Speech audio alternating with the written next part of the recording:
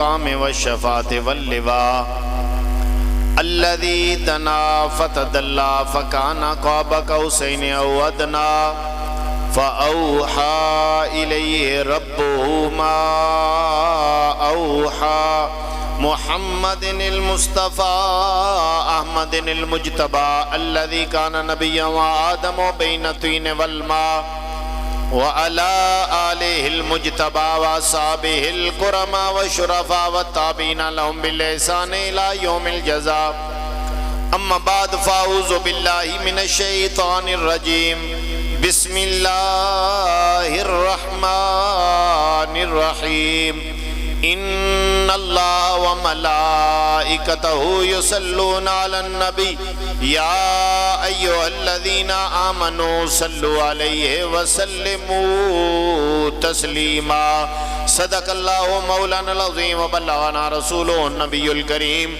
ونحن على ذلك لمن الشاهدين والشاكرين والحمد لله رب العالمين إن الله وملائكته يصلون على النبي يا أيها الذين آمنوا صلوا عليه وسلموا تسليما الصلاة والسلام عليك يا سيدي يا رسول الله وعلى آلك وصحبك يا سيدي يا نبي الله الصلاة والسلام عليك يا سيدي يا رسول الله وعلى آلك وصحبك يا سيدي يا حبيب الله معزز وارثان ممبر و محراب علماء کرام نعت خوانان شری زبان گرامی قدر امام الانبیاء صلی اللہ علیہ وسلم کے غلاموں، آج کا یہ خوبصورت پروگرام، آج کی یہ ماہانہ درس قرآن و حدیث کی محفل پاک جس میں آپ اور میں ہم تمام حاضر ہیں، عزت مآب حافظ امتیاز صاحب کے زیر نگرانی پروگرام کا انعقاد ہوتا ہے۔ خوبصورت انداز میں مختصر سے وقت میں خوبصورت کلام قبلہ حضرت علامہ مولانا قاری عبدالرشید صاحب نے آپ لوگوں کی سماعتوں کی نظر کیا۔ ماہ رمضان کی بابرکت ساعتیں ہیں، آخری ایام ماہ رمضان کے جا رہے ہیں، اور اس مہینے کے اندر آخری عشرے کے اندر آج اس خوبصورت پروگرام کا اہتمام کیا گیا ہے۔ حضرات گرامی قدر بلا تمہید بات کا آغاز کروں، میں نے ایک آیت کریمہ کی تلاوت کی ہے جو تقریباً ہر خطیب اپنے خطبے کے اندر وہ آیت کریمہ کی تلاوت کرتا ہے، ہر جمعے کے خطبے میں اس آیت کریمہ کی تقریباً تلاوت ہوتی ہے۔ آج اس آیت کی تفسیر آپ کی بارگاہ میں مختصر سے وقت میں عرض کرنی ہے۔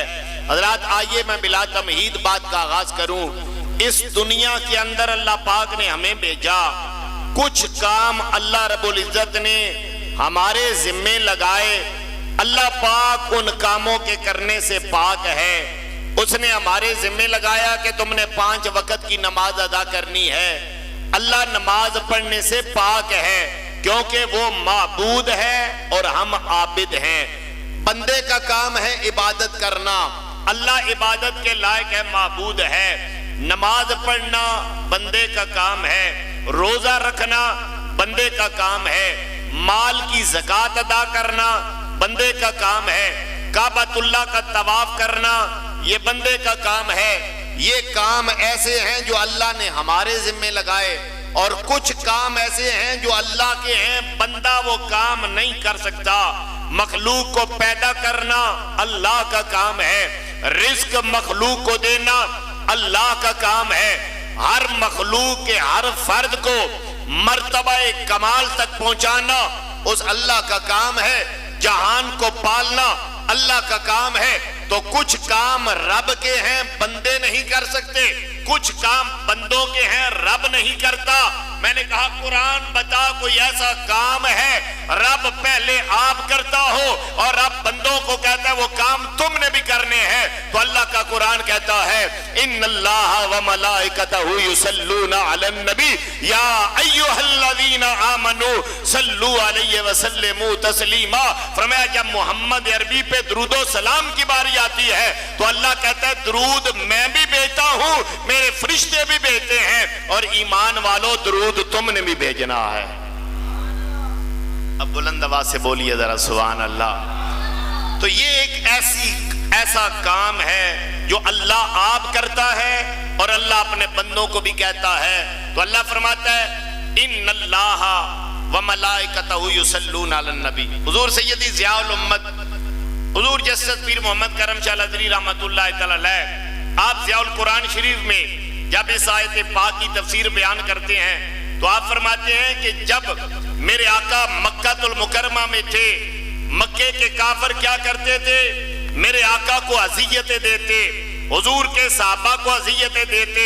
جب حضور نماز پڑھتے بدن پہ اوجری رکھ دیتے, جب رسول اللہ چلتے میرے نبی کے رستے میں کانٹے بچھا دیتے, کبھی بلال کو گرم ریت پہ لٹاتے, کبھی حضرت عمار رضی اللہ تعالیٰ عنہ بن یاسر پہ ظلم و ستم کرتے.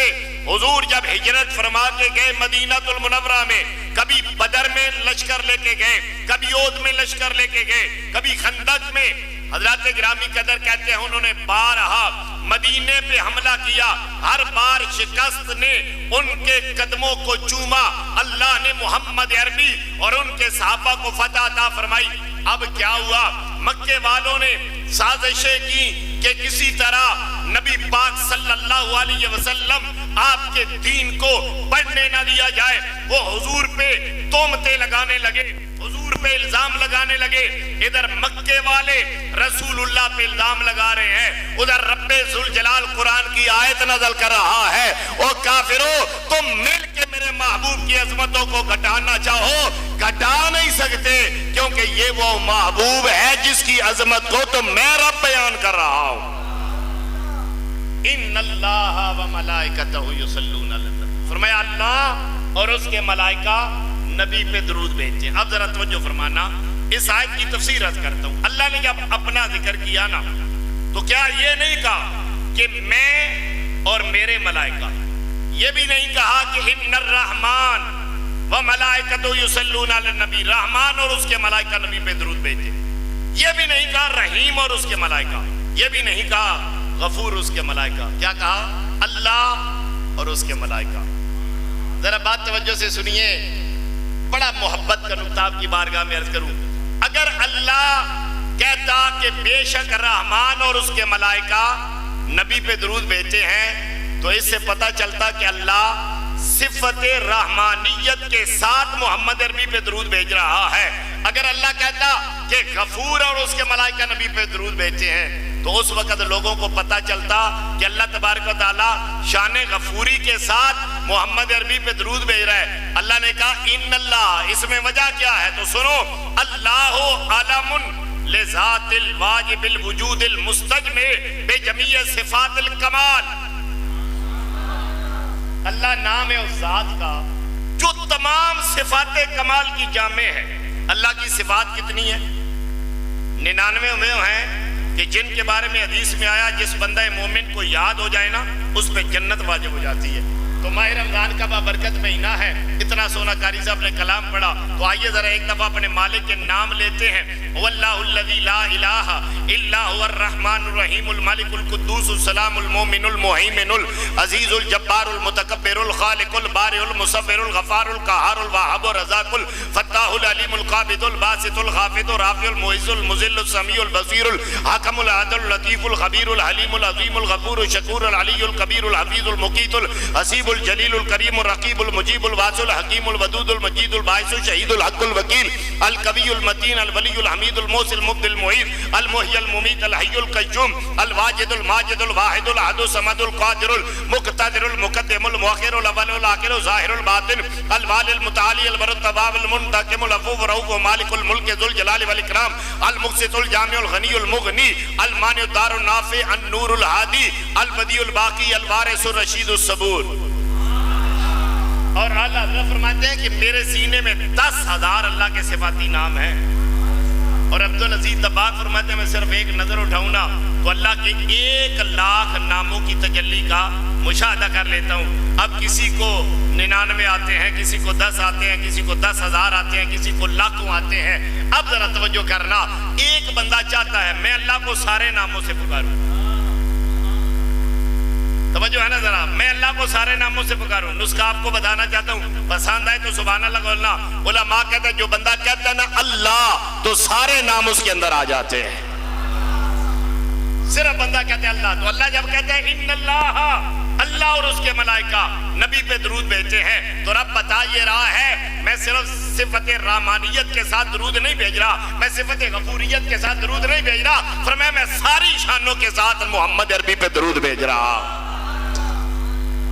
ان اللہ و ملائکتہ, بے شک اللہ اور اس کے ملائکہ. اب آگے بھی چلیے, فرمایا ان اللہ و ملائکتہ, یہ نہیں کہا کہ ان اللہ و ملائکہ, ملائکتہ, فرمایا اللہ اور اس کے فرشتے. یہاں یہ مسئلہ سمجھیے, میں پہلے عربی کا قانون عرض کر دوں نا اور پھر آپ کو بات سمجھانے میں آسانی ہو, کہ جب کسی کو کسی کے ساتھ کی طرف مضاف کیا جاتا ہے نا تو وہ مضاف استغراق کا فائدہ دیتا ہے. اب یہ علماء کی بولی ہے, اب آپ کو سمجھانے لگا ہوں, ذرا توجہ کرنا. ملائکہ کی اللہ نے ڈیوٹیاں لگائیں. کوئی فرشتہ ہے بارش لاتا ہے, کوئی ایسا ہے جو وحی لاتا ہے, کوئی وہ ہے جو روح نکالتا ہے. توجہ ہے. کسی فرشتے کا کام ہے وحی لانا, کسی کا کام ہے روح قبض کرنا, کسی کا کام ہے آسمان سے بارش لانا. اب فرشتوں کی ڈیوٹیاں ہیں, کسی کا کام ہے ساری زندگی رکوع کرنا, کسی کا کام ہے سجدہ کرنا, کسی کا کام ہے قیام کرنا. اگر ہو اضافت نہ ہو, صرف ملائکہ ہو, تو پھر اس وقت ذہن میں خیال آ سکتا ہے پتہ نہیں کون سے ملائکہ ہیں, رکوع والے, سجدے والے, قیام والے, بارش لانے والے یا وحی لانے والے. اللہ نے ملائکتہ مضاف لگا کے بتا دیا, یہ نہ سوچنا آدھے ملائکہ یہ ہیں آدھے وہ ہیں. فرمایا نہیں, جب محمد عربی پہ درود کی باری آتی ہے تو میرے سارے ملائکہ نبی پہ درود بھیجتے ہیں. پھر وحی لانے والا جبریل بھی بھیجتا ہے, پھر روح نکالنے والا اسرائیل بھی بھیجتا ہے. فرمایا پھر بارش لانے والے بھی بھیجتے ہیں, پھر سور پھونکنے والا اسرافیل بھی بھیجتا ہے. فرمایا کچھ ہیں سجدے والے, کچھ ہیں قیام والے, کچھ ہیں رکوع والے, لیکن درود کی باری آتی ہے تو درود والے سارے ہیں. اس لیے فرمایا ان اللہ و ملائکتہ, بے شک اللہ اور اس کے ملائکہ. اور ایک بات اور بتاؤں, یہ فرشتے تو ہیں سارے, لیکن کچھ ہیں کہ جن کی ڈیوٹی لگی ہے کہ تم نے کیا کرنا ہے, صبح جانا ہے میرے محبوب کی بارگاہ میں, اور جانا کدھر ہے, حضور کی قبر پہ. یہ کائنات میں کسی کو اجازت نہیں, بڑے بڑے نبی رسول آئے, لیکن یہ اجازت فقط میرے اور آپ کے آقا کو ہے. 70,000 فرشتے ہر وقت حضور کی بارگاہ میں سلامی دیتے رہتے ہیں. 3 کام کرتے ہیں فرشتے. عموماً آپ علماء سے ایک ہی بات سنتے ہیں کہ فرشتے آتے ہیں اور حضور کی ذات پہ درود و سلام بھیجتے ہیں. صرف درود نہیں, دھارمک حدیث ہے میرے پاس لائبریری میں, اصل عربی کتاب پڑھی ہوئی ہے. فرشتے 3 کام کرتے ہیں. پہلا کام کرتے ہیں وہ اپنے پروں سے حضور کی قبر پہ جھاڑو دیتے ہیں. اب یہ نہ سمجھ لینا کہ وہاں پہ کوئی گرد و غبار ہے. فرمایا جھاڑو اس لیے دیتے ہیں تاکہ دنیا کو پتہ چلے کہ جس محمد عربی کے در کے جارو کش اللہ کے ملائکہ ہیں, اس نبی کی عظمت کا کیا کہنا ہے. ان کے مزاج جھاڑو دیتے ہیں. دوسرا کام کیا کرتے ہیں, دوسرا کام یہ کرتے ہیں اپنے پروں سے حضور کی قبر کو چومتے ہیں. حضور کی قبر کو کیا کرتے ہیں, پریشان نہ ہو جانا, آج بعض لوگ سجدے کو اور چومنے کو ایک بنا دیا. حالانکہ یاد رکھنا سجدہ اور ہے, بوسہ اور ہے. ایک بات بتاؤں, جب میرے آقا مکہ المکرمہ سے ہجرت فرما کر مدینہ المنورہ گئے, 8 سال کے بعد لوٹے, 10,000 کا لشکر جرار میرے نبی کے ساتھ ہے. کعبہ کے ارد گرد بھی بت پڑے ہیں, اندر بھی بت پڑے ہیں. میرے کریم نبی پاک صلی اللہ علیہ وسلم نے بت توڑے, پتھروں کے بنے ہوئے بت ہیں, پیتل کے بنے ہوئے بت ہیں. میرے نبی نے سارے وہ پتھروں کے بنے ہوئے بت کعبے کے باہر پھینکوا دیے.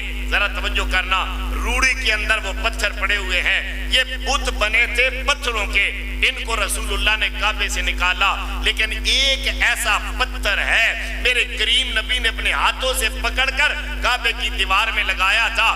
آپ بھی جاتے ہو, دل کرتا ہے چومے, میں بھی جاؤں تو میرا بھی دل کرے گا چوموں. ذرا توجہ فرمانا, جو نبی نے لگائے ہیں وہ بھی, جو نکالے ہیں وہ بھی پتھر ہیں, جو نبی نے کعبے میں لگایا ہے وہ بھی پتھر ہے وہ بھی پتھر تھے, وہ بھی پتھر. فرق کیا ہے؟ ان پتھروں کو پوجا جاتا تھا اور اس پتھر کو چوما جاتا ہے. فرمایا جنہیں پوجا جاتا ہے انہیں نکال دو, جسے چوما جاتا ہے اسے کعبے میں لگا دو. پوجے جان کیوں کہ پوجنا, پوج کے لائق صرف ایک ذات ہے, پوجنے کے لائق صرف ایک ذات ہے, وہ ہے اللہ کی ذات. تو اس لیے فرمایا جنہیں پوجا جاتا ہے انہیں نکال دو, لیکن جسے چوما جاتا ہے نا اسے کعبے میں لگا دو. اب ذرا بات توجہ سے سننا میرے کریم نبی پاک کے غلاموں. ملائکہ 3 کام کرتے ہیں, پہلے جھاڑو دیتے ہیں, پھر حضور کی قبر کو اپنے پروں سے چومتے ہیں. اور ایک بات اور یاد رکھنا, جو مشرک ہوتے ہیں یہ صرف 2 گروہ میں, یا انسانوں میں یا جنوں میں, باقی مخلوق میں مشرک کوئی نہیں, باقی ساری مخلوق موحد ہے. اب ذرا توجہ کرنا, تو ملائکہ نے چوم کے بتا دیا یہ شرک نہیں, یہ اللہ کے ملائکہ کی سنت ہے. اب چومتے ہیں اور پھر حضور کی ذات پہ سلام عرض کرتے ہیں. میرے کریم نبی پاک صلی اللہ علیہ وسلم کے غلاموں, تو اللہ نے فرمایا ان اللہ وملائکتہ یصلون علی النبی. آگے ذرا چلیے, وقت تھوڑا ہے, میں انشاءاللہ صرف آج کی تفسیر عرض کروں گا. فرمایا یصلون علی النبی, اللہ اور اس کے فرشتے نبی پر درود بھیجتے ہیں. اب یہاں میں ایک بات پہلے عرض کر دوں, اللہ بھی درود بھیجے, اللہ کے ملائکہ بھی بھیجے, مومن بھی بھیجے. اللہ کے درود بھیجنے کا کیا معنی ہے, ہمارا درود بھیجنے کا کیا معنی ہے, یہ مسئلہ آپ صرف معنی سمجھ لیں گے نا تو لوگوں کے سارے اعتراض اسی پہ ختم ہو جائیں گے. توجہ ذرا فرمائیے گا. حضرات گرامی قدر, اللہ جب حضور پہ درود بھیجے نا اس وقت معنی ہوتا ہے کہ اللہ اپنے نبی پہ خاص رحمت نازل فرماتا ہے. اور جب فرشتے اور مومن نبی پاک پہ درود بھیجے نا وہ اللہ سے دعا مانگتے ہیں, اللہ ہمارے نبی پہ درود بھیج, ہمارے نبی پہ خاص رحمت نازل فرما. بعض لوگ کہتے ہیں نا اللہ کہتے ہیں درود بھیجو, ہم کہتے ہیں اللہم صلی علی محمد, اے اللہ تو محمد مصطفیٰ پہ درود بھیج. اللہ ہمیں کہتے ہیں درود بھیج, ہم اللہ کو کہتے ہیں مولا تو درود بھیج.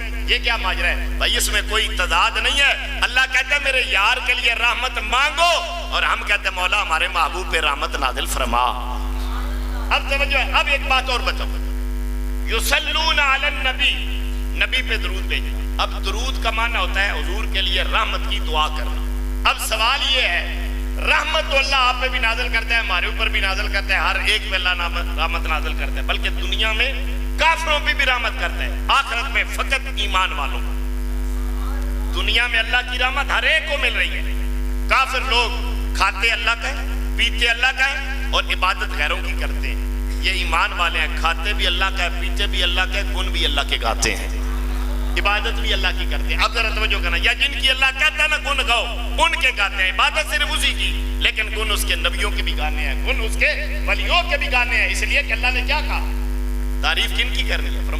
اللہ نے فرمایا اہدنا الصراط المستقیم صراط الذین انعمت علیہم. انعمت علیہم کون ہے؟ فرمایا الذین انعم اللہ علیہم من النبیین والصدیقین والشہداء والصالحین. 4 گروہ ہیں جن پہ اللہ کا انعام ہوا. ایک نبیوں کا گروہ ہے, ایک صدیقوں کا گروہ ہے, ایک شہیدوں کا گروہ ہے, اور ایک ولیوں کا گروہ ہے. تو یہ قرآن کہتا ہے کہ تم نے دعا مانگنے مولا ہمیں پاپوں کے رستوں پہ چلا, ہمیں ولیوں کے رستوں پہ چلا. یہ کون کہہ رہا ہے؟ یہ اللہ کا قرآن کہہ رہا ہے. لیکن آج کے فتنے اٹھے اور انہوں نے کہا یہ ولی بابے, یہ ولی کرتے کچھ نہیں. ارے اللہ نے انہیں کتنی طاقت عطا کی ہے, وقت ہوتا میں تفصیل سے بات عرض کرتا. بہرحال میں عرض کر رہا تھا, تو فرمایا یصلون علی النبی, اللہ رحمت تو سب پہ کرتا ہے. فرمایا پھر حضور کے لیے اس نے کہا ان اللہ و ملائکتہ یصلون علی النبی. ارے قربان جائیں, علامہ سخاوی فرماتے ہیں ایک ہے عام رحمت, ایک ہے خاص رحمت. فرمایا خاص رحمت کو کہتے ہیں درود.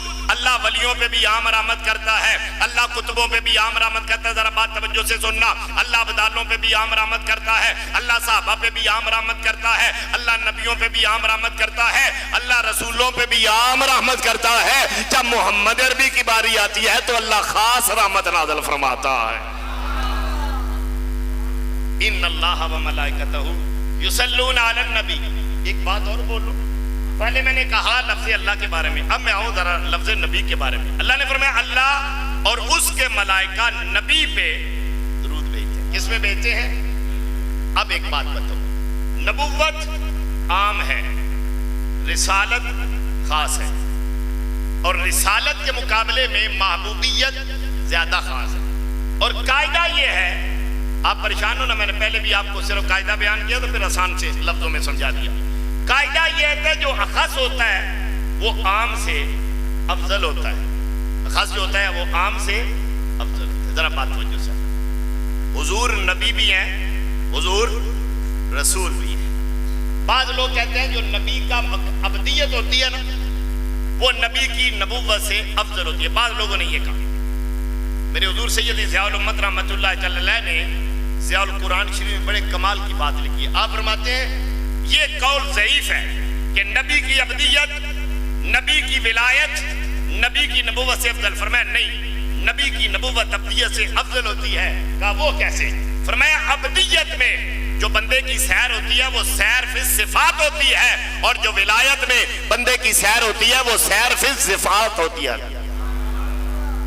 ابدیت میں سیر فی صفات ہے، اور نبوت میں جو سیر ہے فی ذات ہے، اور صفات سے ذات جو ہے نا اللہ کی جو ہے نا، اب توجہ ذرا، تو ذات افضل ہے صفات سے، جو ذات کی طرف سیر ہے۔ تو اس لیے فرمایا نبی کی نبوت نبی کی ابدیت سے اعلیٰ، نبی کی ولایت سے اعلیٰ۔ اب نبی کی نبوت اعلیٰ، اور نبی تو ویسے ہی ولیوں سے اعلیٰ، عبدوں سے اعلیٰ۔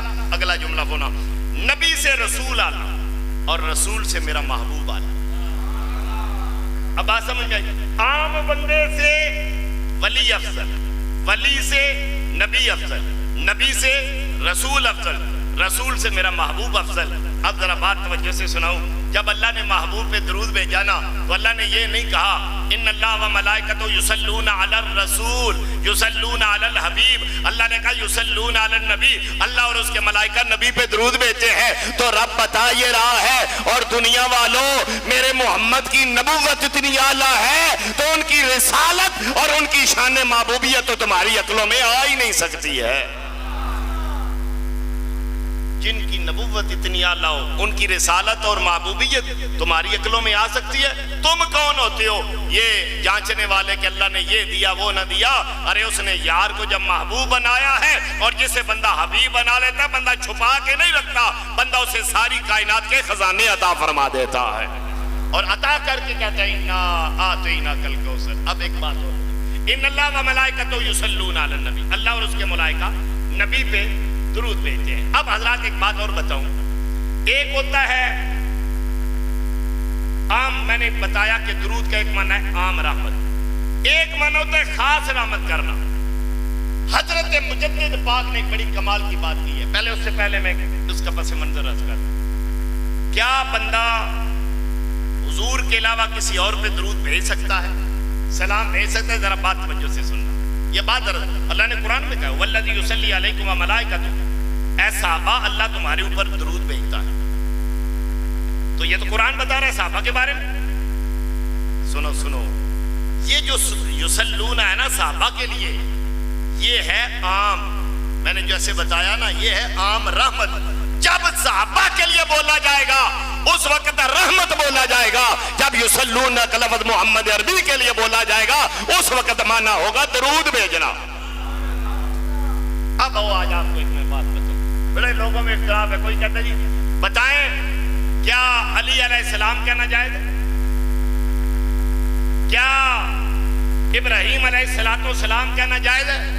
میں علماء کی تحقیق کا نچوڑ صرف ایک جملے میں آپ کو بتاؤں، مسئلہ سارا حل کر دوں۔ فرمایا جب مصطفیٰ کے لیے بولو، ذرا توجہ ہر بندے کو سمجھ آئے، مصطفیٰ کے لیے بولو تو علیہ الصلوۃ والسلام، پھر درود بھی بولو ساتھ سلام بھی بولو۔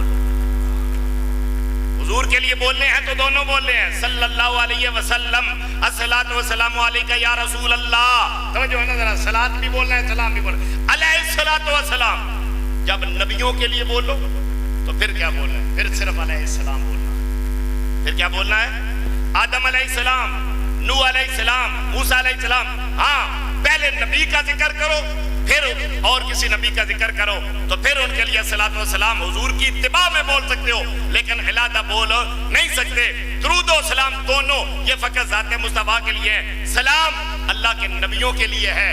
اب اگلی بات سننا، آل بیت کے لیے کیا، صحابہ کے لیے کیا؟ علامہ سخاوی نے لکھا، علامہ ابن قیم نے لکھا، اور علماء نے، علامہ اسماعیل حقی نے لکھا، فرمایا اللہ کے لیے بولو تو عز و جل، حالانکہ حضور عزیز بھی ہیں، جلیل بھی ہیں، لیکن یہ خاص شعار ہے اللہ کے لیے، تو اللہ کے لیے آپ عز و جل بولو گے، مصطفیٰ کے لیے صلاۃ و سلام بولو گے، نبیوں کے لیے سلام بولو گے، صحابہ کے لیے بھی رضی اللہ تعالیٰ عنہ بولو گے، اور آل بیت کے لیے بھی رضی اللہ تعالیٰ عنہ بولو گے، ولیوں کے لیے بھی یہ بولو، عام مومنین کے لیے فرمایا عام مومنین کے لیے بولنا ہے تو رحمت اللہ تعالیٰ علیہ بولنا ہے، اور کوئی گناہگار مسلمان فوت ہو جائے اس کے لیے مغفور اور مرحوم بولنا ہے، تو یہ فرق علماء نے کیا ہے۔ تو میرے کریم نبی پاک کے غلاموں، اب وہ حضرت مجدد پاک نے کیا کہا، ایک دفعہ بولو نا ذرا سبحان اللہ۔ حضرت مجدد پاک کہتے ہیں لوگوں یہ جو درود ہے نا میرے آقا پہ ان اللہ و ملائکۃ یصلون علی النبی، فرمایا یہ صرف ذات مصطفیٰ کے لیے کہا ہے۔ وجہ کیا ہے؟ اس درود کا معنی ہے اللہ کی ذاتی تجلیات کا مشاہدہ کرنا،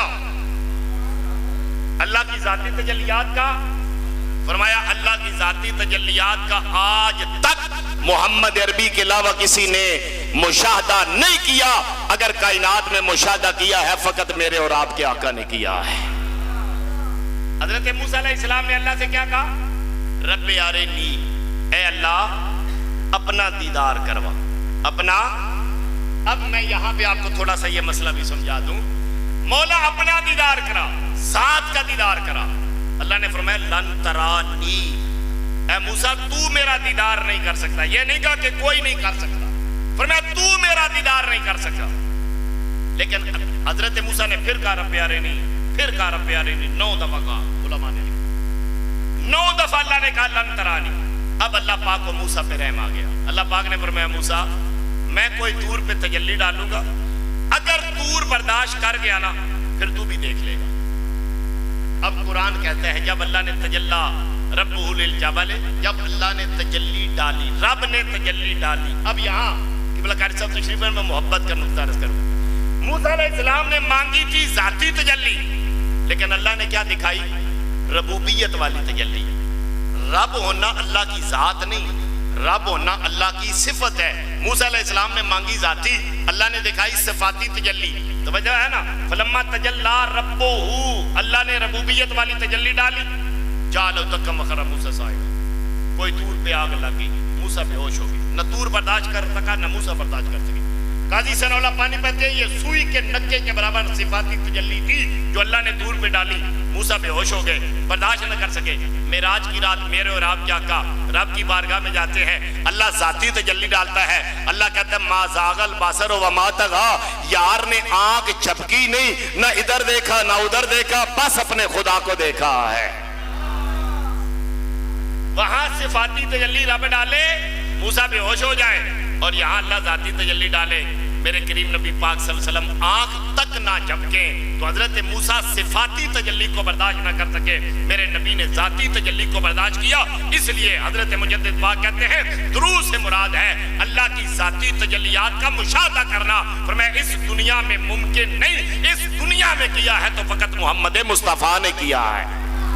اب میں آپ لوگوں کے لیے بھی ایک بات عرض کروں، آخرت میں ایمان والے اللہ کا دیدار کریں گے، آخرت میں ایمان والے اللہ کا دیدار کریں گے۔ یہ قرآن کے اندر اللہ نے بتایا سترون ربکم ایانا، حضور نے فرمایا سترون ربکم ایانا، تم اپنے رب کو ایسے واضح دھوکے گے، یا تو اللہ کہتے ہیں فرمایا جیسے آسمان پہ 14ویں کا چاند دیکھتے ہو۔ اب ذرا توجہ کرنا، وجوہ یومئذ ناظرۃ الی ربہا ناظرہ، یہ قرآن کی آیت ہے، اور حضور نے فرمایا سترون ربکم ایانا، تم اپنے رب کو واضح دیکھو گے۔ ایک ذہن میں سوال آیا، یہاں اللہ نے محبوب اپنا چہرہ دکھایا نہیں، اپنا آپ دکھایا نہیں، ذات دکھائی نہیں، آخرت میں اللہ دکھائے گا، یہاں نہیں دکھایا وہاں کیوں دکھائے گا؟ سنو ذرا، ہماری آنکھ ہے فانی، رب ہے باقی، رب ہے باقی، ہم ہے فانی۔ فانی آنکھ میں طاقت نہیں باقی کا دیدار کر سکے، لیکن جب آخرت میں جائیں گے وہاں پہ موت کوئی نہیں، اللہ پاک ہمیں بھی بقا عطا فرمائے گا ایمان والوں کو۔ تو फरमाया यहाँ तेरी आंख वानी है, रब बाकी है, फानी आंख बाकी का दीदार नहीं कर सकती, वहां जब जाएगा तेरी आंख भी बाकी हो जाएगी, अब बाकी आंख से बाकी का दीदार हो जाएगा। अब नुक्ता रस कर दो, मेराज की रात रब ने यार को बुलाया ला मकाम पे, क्योंकि मकाम अल्लाह को समा सकता नहीं, अल्लाह मकाम में आ सकता नहीं, अल्लाह ने ला मकाम पे बुलाया, महबूब यहाँ आ जा, चूंकि मकाम मुझे जो है मैं मकान के अंदर आ नहीं सकता, मकान से पाक हूं, अब तू ला मकाम पे आगा, अगर तू मकाम में रहेगा ना तो तेरी आंख फानी होगी, महबूब ला मकाम पे आ जा, फना वाली सारी बातें खत्म हो जाएं, यहाँ मैं तुम्हें बका अता करूंगा, जो ईमान वालों को जन्नत में बाकी आंख मिलेगी, रब्बे कायनात ने मेरे मुस्तफा को दुनिया में ही वो आंख अता फरमा दी थी, ला मकाम पे वो आंख अता, इसलिए फरमाया युसल्लूना अला नबी का मतलब है अल्लाह की जाती तजल्लियात का दीदार करना, और ये फकत मुस्तफा ने किया है। अब आगे भी चलो, फरमाया या अय्युहल्लज़ीना आमनू सल्लु अलैहि व सल्लिमू तस्लीमा, रब ने सिर्फ दरूद भेजा, लेकिन हमें क्या कहा, तुमने दरूद भी भेजना है और सलाम, आप नहीं सलाम, इसलिए कि सलाम का मान होता है झुक जाना, इनकी याद, अल्लाह झुक जाने से हमारा काम है कि हम अल्लाह के आगे झुके, अल्लाह किसी के आगे झुकता नहीं, इसलिए उसने कहा मैं दरूद भेजता हूं, तुमने दरूद भी भेजना है और नबी पे सलाम भी भेजना है, और सलाम ऐसे भेजना है जैसे सलाम भेजने का हक है। अब अजीब बात हो गई, आज झगड़ा सलाम पे है, अल्लाह को पता था सलाम पे लोग झगड़ा करेंगे, अल्लाह ने इसलिए सलाम को मुक्कत कर दिया, और मैं सलाम ऐसे भेजना जैसे सलाम भेजने का हक है। अब आओ मैं आपको एक लुत्फ की बात आज बता दूं, नमाज, अल्लाह अकबर, नमाज शुरू हो गई, किबला कारी साहब तशरीफ लाए, नमाज के दौरान मैंने कारी साहब को कहा अस्सलाम वालेकुम, मेरी नमाज टूट जाएगी, किबला हाफिज इम्तियाज साहब आए, मैंने नमाज के दौरान कहा हाफिज साहब अस्सलाम वालेकुम, मेरी नमाज टूट जाएगी, इमाम अली मकाम आ जाए, इमाम अली मकाम आ जाए, मैं नमाज पढ़ रहा हूं, मैं नमाज के दौरान कहूंगा या हुसैन अस्सलाम वालेकुम, मेरी नमाज टूट जाएगी। आगे चलो, मौला अली शेर खुदा आ जाए, नमाज पढ़े हो, जिंदा है, शहीद जिंदा होता है, मौला अली आ जाए बनफ्स नफी, मैं नमाज के दौरान कहूँ अली आपको सलाम, मेरी नमाज टूट जाएगी। सैयदना सिद्दीक़ अकबर आ जाए, मैं नमाज के दौरान सिद्दीक़ अकबर को सलाम करूं तो नमाज टूट जाएगी। जरा बात तवज्जो से सुनना, कायनात में किसी बंदे को नमाज के दौरान सलाम करो नमाज टूट जाती है, मोहम्मद अरबी को जब तक सलाम न करो रब नमाज कबूल ही नहीं फरमाता है कोई मुस्तफा जैसा? ना किसी साहबी को सलाम कर सकते हो, ना ले बैठ के किसी फर्द को सलाम कर सकते हो, ना किसी इमाम को सलाम कर सकते हो। नमाज में किसी और को सलाम करोगे तुम्हारी नमाज टूट जाएगी। अरे आमिना के लाल को सलाम न करोगे तुम्हारी नमाज कबूल नहीं होगी, नमाज होगी नहीं। इसलिए कि नमाज में नबी पे दरूद भेजना सुन्नत है और कमली वाले आका को सलाम करना ये वाजिब है। सुन्नत के बगैर नमाज हो जाती है, सवाब कम होता है, लेकिन वाजिब के बगैर नमाज होती नहीं। तो इसलिए कहा सलाम ऐसे भेजो जैसे सलाम भेजने का हक है। एक बात और बताऊं, दुआ का दरूद का माना दुआ करना, सलाम और दुआ में थोड़ा सा फर्क है। यह मसला जरा समझो ना। मैंने कहा वाकयात बयान करना आज मेरा मकसद कोई नहीं, आप सुनते रहते हैं। मैंने सिर्फ आज इस आयत की तफसीर बयान करके, दरसे कुरान है तो आज दरसे कुरान जरा सुनो, बड़ी मोहब्बत से बात सुनना। दुआ जो होती है ना, जो बंदा पास हो उसके लिए भी दुआ है, जो दूर हो उसके लिए भी दुआ। तो जो है ना, बल्कि जो बंदा आपके पास मौजूद नहीं है ना उसके लिए दुआ करोगे उसमें रिया नहीं होगी। हो सकता है बंदा पास बैठो, बंदा उसके लिए दुआ करे। आज लोग क्या करते हैं, उठते ही सबसे पहले मैसेज करते हैं, मैसेज में दुआ। फर्ज पूरा हो गया, वजह जरा फरमो। आज हमने बस सब कुछ को नेट समझ लिया, मोबाइल समझ ली, हमने दुआ भी देनी है तो बस वो मोबाइल के जरिए। लेकिन बहरहाल चलो इसमें भी अल्लाह पाक करम फरमाता है। दुआ करीब वाले बंदे के लिए मांगो तो रिया हो सकती है, मोबाइल पे ना भेजो ना। वैसे ही हाथ उठा के दुआ मांगो, अल्लाह हमारे भाई को सेहत कामिला व आजिला अता फरमा। जो गायब के लिए दुआ मांगी जाए वो अल्लाह जल्दी कबूल करता है।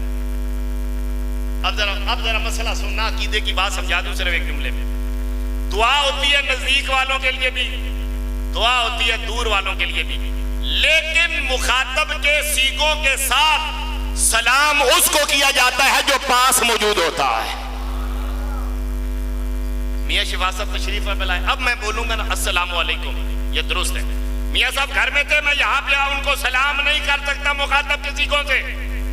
قبرستان کے پار سے گزرو تو سلام نہیں, قبرستان میں اندر قدم رکھو تو کہنا ہے السلام علیکم یا اہل القبور. اب توجہ کرو, تو سلام ہوتا ہے جو پاس ہو. اگلی بات بھی سنو, صرف پاس والے کو بھی سلام نہیں, اس کو سلام ہے جو سنتا بھی ہو اور جواب بھی دے سکتا ہو. اب اس کی وضاحت کروں.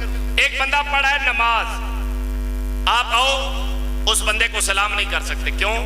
وہ سن رہا ہے, جواب دے گا تو اس کی نماز ٹوٹ جائے گی. ایک بندہ قضائے حاجت کر رہا ہے, اس کو آپ سلام کرو گے, سن رہا ہے لیکن جواب نہیں دے سکتا, لہذا حکم ہے نہ قضائے حاجت والوں کو سلام کرنی ہے نہ نماز پڑھنے والوں کو سلام کرنا ہے. تو سلام اسے ہوتا ہے جو پاس ہو, سلام اسے ہوتا ہے جو سن بھی رہا ہو, سلام اسے کیا جاتا ہے جو جواب بھی دیتا ہو. اللہ نے کہا میرے نبی پہ درود بھی بھیجو, میرے نبی کو سلام بھی کرو, تو ماننا پڑے گا مصطفیٰ پاس بھی ہوتے ہیں, سن بھی رہے ہوتے ہیں, ہر امتی کا جواب بھی دے رہے ہوتے ہیں.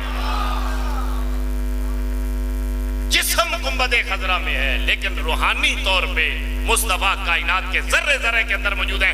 اس لیے شیخ عبدالحق محدث دہلوی کہتے ہیں جب آقا کو سلام کرو تو اس عقیدے سے کہا کرو السلام علیکم ایھا النبی و رحمۃ اللہ وبرکاتہ. میں حضور کو سلام کر رہا ہوں, میرے آقا میرے سامنے بیٹھے ہوئے, میں حضور کی روح کو سلام عرض کر رہا ہوں. اور پھر دوستو ایک بات اور بتاؤں, بعض ایمان والے ایسے ہیں سرکار کو سلام کرتے ہیں نا نماز میں, السلام علیکم ایھا النبی و رحمۃ اللہ وبرکاتہ, آگے سے حضور کا جواب بھی سن لیتے ہیں. وہ دیتے سب کو ہیں لیکن کچھ ہیں ان کی سماعت اتنی تیز ہے کہ وہ اس کا جواب بھی سن لیتے ہیں. ہاں, یہ اپنی اپنی سماعت ہوتی ہے. آپ کو پتہ ہے ہماری سماعت محدود ہے. جب کسی جانور کے گردن پہ چھری چلاؤ, جانور روتا ہے. کبھی آپ نے یہ محسوس کیا کہ ایک درخت کو کاٹو, کبھی درخت روتا ہے؟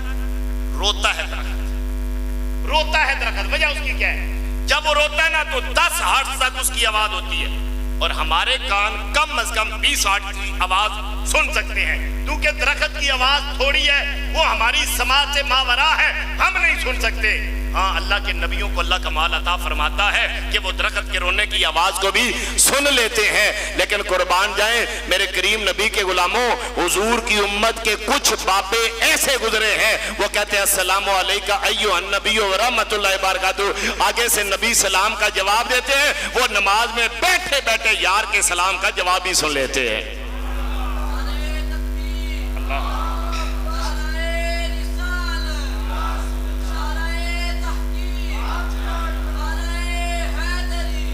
علامہ علی بن علوی رحمت اللہ تعالی علیہ, وہ جب سلام کرتے نا السلام علیکم ایھا النبی و رحمۃ اللہ وبرکاتہ, ایک دفعہ نہیں کہتے, کبھی ایک دفعہ, کبھی 2 دفعہ, کبھی 5 دفعہ, کبھی 10 دفعہ, کبھی 100 دفعہ, کبھی 200 دفعہ کہتے ہیں السلام علیکم ایھا النبی و رحمۃ اللہ وبرکاتہ. ان سے کہا گیا علامہ علی بن علوی یہ کیا بات ہے, ایک دفعہ کہنا کافی ہے, کبھی 2 دفعہ, کبھی 10 دفعہ, کبھی 100 دفعہ.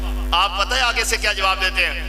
آپ کہتے ہوں میں تو یار کا انتظار کرتا ہوں, جب وہاں سے جواب آتا ہے تو پھر آگے چلتا ہوں السلام علینا وعلی عباد اللہ الصالحین. تو اس لیے فرمایا یا ایھا الذین آمنوا صلوا علیہ وسلموا تسلیما, ایمان والوں میرے نبی پہ درود بھیجو, سلام ایسے بھیجو جیسے سلام بھیجنے کا حق ہے. آج آپ کے لیے اتنے آپس ذرا توجہ کرنا, وقت تھوڑا ہے, میں بالکل اب بات ختم کر رہا ہوں چونکہ افطار کے وقت بھی ہونے والے, ایک سوال کا جواب بھی عرض کرنا ہے. بڑی محبت کی بات سناؤں, ایک مجلس کے اندر, ایک محفل کے اندر ایک بندہ آیت سجدہ کی تلاوت کرتا ہے, 100 دفعہ بھی وہ آیت ایک بندہ پڑھے نا ایک آیت, تو صرف ایک سجدہ لازم. توجہ کرو, صرف ایک سجدہ لازم. ایک محفل میں حضور کا نام آئے, ایک دفعہ درود بھیجنا واجب ہے. اس کے بعد جتنی دفعہ نام آئے نا واجب نہیں. لیکن دونوں میں فرق سنا رہا ہوں, آپ کا دل باغ باغ ہو جائے تو سبحان اللہ بولنا, اللہ کا یار سے پیار تو دیکھو. ایک محفل کے اندر 100 دفعہ آیت سجدہ پڑھو, ایک دفعہ سجدہ لازم ہے، 100 دفعہ سجدے کرو ثواب صرف ایک کا ملے گا۔ محمد عربی پہ ایک محفل میں 1000 دفعہ درود پڑھا جائے، ایک دفعہ پڑھنا واجب ہے، لیکن 1000 دفعہ پڑھو گے تو ایک دفعہ درود کا ثواب نہیں، 1000 دفعہ درود پڑھنے کا ثواب اللہ تعالیٰ۔ سجدے 1000 کرو تو ثواب صرف ایک کا ملے گا، لیکن درود 1000 دفعہ پڑھو تو 1000 دفعہ درود کا ثواب ملے گا۔ ان اللہ و ملائکتہ یصلون علی النبی، یہ چند کلمات تھے جو میں نے محبت کی آپ سے عرض کیے۔ ایک سوال آیا ہے، کیا آل تشیع اور آل سنت کا اکٹھے فوتگی کے پہلے دن کھانا دینا یعنی کوڑا وٹا یہ جائز ہے؟ حضرات پہلی بات تو یہ یاد رہے، بعض چیزیں ہوتی ہیں جن کا تعلق دین سے ہوتا ہے، بعض چیزیں ہوتی ہیں جن کا تعلق ہمارے رسم و رواج سے ہوتا ہے۔ جس چیز کا تعلق دین سے ہے وہاں اس سے آگے پیچھے آپ ہٹ سکتے نہیں۔ اگر کوئی ایسا بد مذہب ہے جس کی بد مذہبی حد کفر تک پہنچی ہے، پھر اس کے جنازوں میں جانا بھی جائز نہیں، اس کے لیے ہاتھ اٹھا کے دعائے مغفرت کرنا بھی جائز نہیں۔ کیوں؟ یہ دین کا معاملہ ہے، یہ دنیا کا معاملہ نہیں۔ جہاں تک دنیا کی بات ہے، شریعت مطہرہ نے ایک جائز حد تک عیسائیوں کے ساتھ بھی یہودیوں کے ساتھ بھی معاملات کی اجازت عطا فرمائی۔ دکان عیسائیوں کی ہے، سودا لے سکتے ہو، یہودیوں کی ہے، سودا لے سکتے ہو، آل تشیع کی ہے، اسے سودا لے سکتے ہو۔ اگر عیسائیوں کا ہاتھ کا ذبیحہ آپ کو پتہ نہیں کہ اس نے اللہ کا نام لیا یا نہیں لیا تو آپ کھا سکتے ہو۔ آپ کو پتہ ہے اس نے غیر اللہ کا نام لیا تو نہیں کھا سکتے، نہیں پتہ تو آپ وہ کھا سکتے ہو۔ تو اسی طرح آل تشیع حضرات کے ساتھ ہمارے جو معاملات ہیں، چونکہ عقائد کا اختلاف ہے، تو جس کا بد عقیدگی حد کفر تک پہنچی ہے اس کے جنازوں میں نہیں جانا، نکاح ان کے ساتھ نہیں کرنے، توجہ ذرا فرمائیے گا۔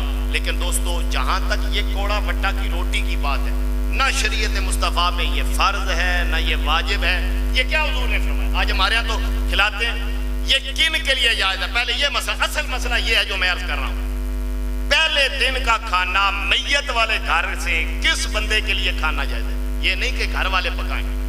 حضور کے حدیث ہے جس کے گھر فوت کیو اس کے گھر میں کھانا بھیجو، کیونکہ وہ غم میں مبتلا ہوتے ہیں، لہذا ان کے گھر میں کھانا بھیجو۔ اب رشتہ دار بھیجتے ہیں اور یہی معمول ہے، کوڑے وٹے کی وہ جو کھانا ہوتا ہے وہ گھر والے بھیجتے ہیں کیونکہ حدیث پاک کے اندر آیا ہے۔ اب جو بات میں عرض کر رہا ہوں، یہ کن کے لیے کھانا جائز ہے؟ یہ گھر والوں کے لیے کھانا جائز ہے پہلے دن کا کھانا۔ اس کے علاوہ جو لوگ قبر وغیرہ نکال رہے ہوتے ہیں نا، کفن دفن میں مشغول ہوتے ہیں، صرف ان کے لیے کھانا جائز ہوتا ہے۔ باقی میت والے گھر کا کوئی اور بھی پکائے نا تو یہ مہمانوں کے لیے بھی پہلے دن کا کھانا کھانا درست ہی نہیں ہوتا۔ یہ مسئلہ تو پہلا یہ